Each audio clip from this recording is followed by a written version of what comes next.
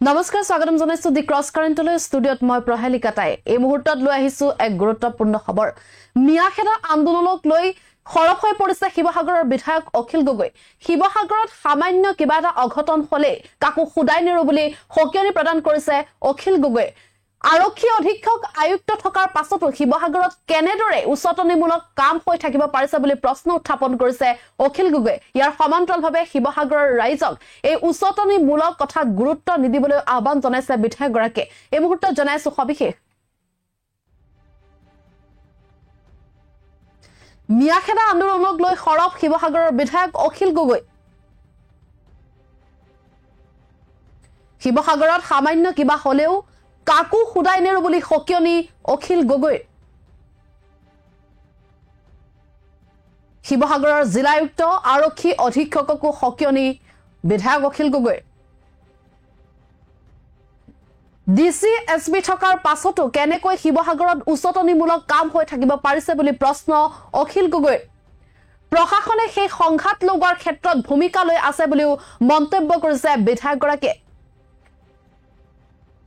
ইয়াৰ সমান্তৰালভাৱে শিৱসাগৰৰ ৰাইজক উচ্চতনিমূলক কথাত গুৰুত্ব নিদিবলৈ আহ্বান বিধায়কগৰাকীৰ দুটা জনগোষ্ঠীৰ মাজত সংঘাত লগাবলৈ চৰকাৰ আৰু আৰএছএছে হাত উজান দিয়া বুলি মন্তব্য কৰিছে বিধায়কগৰাকীয়ে এই মুহূৰ্তৰ এটা গুৰুত্বপূৰ্ণ খবৰ জনাব খুজিছো মিয়াখেদা আন্দোলনক লৈ এবাৰ খৰব হৈ পৰিছে বিধায়ক অখিল গগৈ আৰু শিৱসাগৰত সামান্য কিবা এটা হলেও কাকু খুদাই নেৰো বুলি হকিয়নি দিছে অখিল গগৈ ইয়াৰ সমান্তৰালভাৱে শিৱসাগৰৰ আৰক্ষী অধীক্ষক আৰু জিলা আয়ুক্তকো হকিয়নি দিছে অখিল গগৈ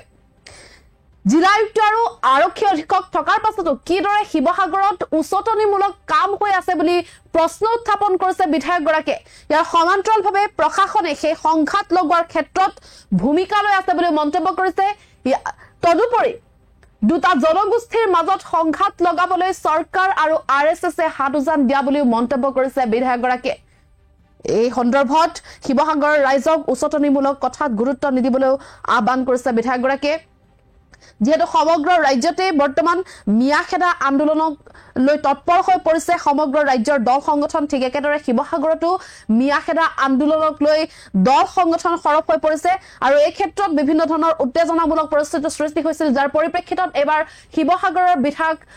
অখিল গগৈ হকিয়নি প্ৰদান কৰিছে শিৱসাগৰত সামান্য কিবা হলেও কাকু খুদাই নেৰো বুলি হকিয়নি প্ৰদান কৰিছে বিধায়কগৰাকীয়ে শিৱসাগৰৰ জিলা আয়ুক্ত আৰু আৰক্ষী অধীক্ষককো এক প্ৰকাৰ হকিয়নি দিছে অখিল গগৈ আমি অখিল গগৈৰ সেই মন্তব্য শুনাম তাৰ পূৰ্বে আমি জনাব খুজিছো যে শিৱসাগৰৰ আৰক্ষী অধীক্ষক আৰু জিলা আয়ুক্ত থকাৰ পাছতো কিদৰে শিৱসাগৰত উচ্চতনিমূলক কামসমূহ হৈ আছে বুলি প্ৰশ্ন উত্থাপন কৰিছে বিধায়কগৰাকীয়ে ইয়াৰ সমান্তৰালভাৱে প্ৰশাসনে সেই উচ্চতনিমূলক কামত বা সেই উচ্চতনিমূলক বা সংঘাত লগোৱাৰ ক্ষেত্ৰত ভূমিকা লৈ আছে বুলি মন্তব্য কৰিছে বিধায়কগৰাকীয়ে তাৰ সমান্তৰালভাৱে দুটা জনগোষ্ঠীৰ মাজত সংঘাত লগাবলৈ চৰকাৰ আৰু আৰএছএছে হাত উজান দিয়া বুলি মন্তব্য কৰিছে বিধায়ক অখিল গগৈ এই যে উচ্চতনিমূলক কাণ্ড সেই উচ্চতনিমূলক কাণ্ডত বা সেই উচ্চতনিমূলক কথাসমূহত গুৰুত্ব নিদিবলৈ বৰ্তমান বিধায়কগৰাকীয়ে আহ্বান জনাইছে সকলো শিৱসাগৰৰ ৰাইজক আৰু শিৱসাগৰৰ ৰাইজক একত্ৰিত হৈ থাকিবলৈ আহ্বান জনাইছে বিধায়কগৰাকীয়ে এই মুহূৰ্তত আমি পোনপটীয়াকৈ বিধায়কগৰাকীয়ে কি মন্তব্য কৰিছিল সেই মন্তব্য আপোনালোকক শুনাব বিচাৰিছো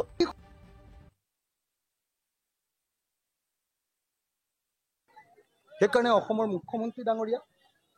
ডিজিপি ডাঙৰীয়া এছপি আৰু ডিচি সকলোকে কথাখিনি জনাই দিছো আৰু ডিচি আৰু এছপিক মই স্পষ্টভাৱে নিৰ্দেশ দিছো আজি যে শিৱসাগৰত যদি সামান্য ঘটনা এটা ঘটিবলৈ হয় মই তেওঁলোকক খুদাই নেৰো স্পষ্ট ভাষাত আজি ডিচি আৰু এছপিক কৈছো যে আপোনালোক থকাৰ পাছত কেনেকৈ শিৱসাগৰত এনেকুৱা ধৰণৰ উচ্চতনিমূলক কামবিলাক হৈ থাকিব পাৰিছে গতিকে এই মুহূৰ্তত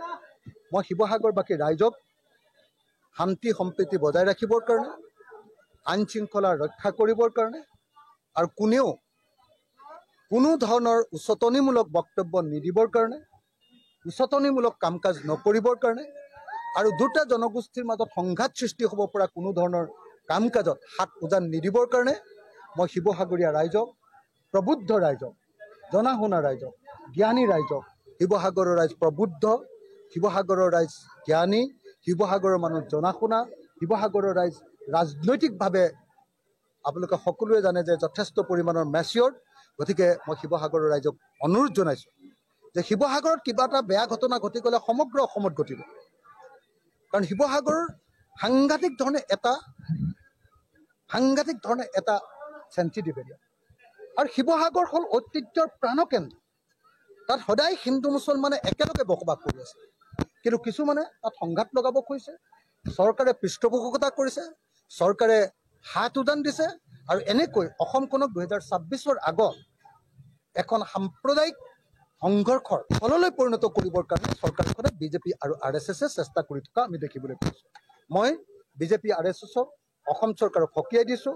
আৰু চৰকাৰক দাবী উত্থাপন কৰিছোঁ যে চৰকাৰে মুখ্যমন্ত্ৰী হিমন্ত বিশ্ব শৰ্মাই ৰাজধৰ্ম পালন কৰক। মুখ্যমন্ত্ৰী হিমন্ত বিশ্ব শৰ্মাই হিন্দু মুছলমানৰ মাজত কাজিয়া লগাবৰ কাৰণে যাতে হাত উজান নিদিয়ে। চৰকাৰে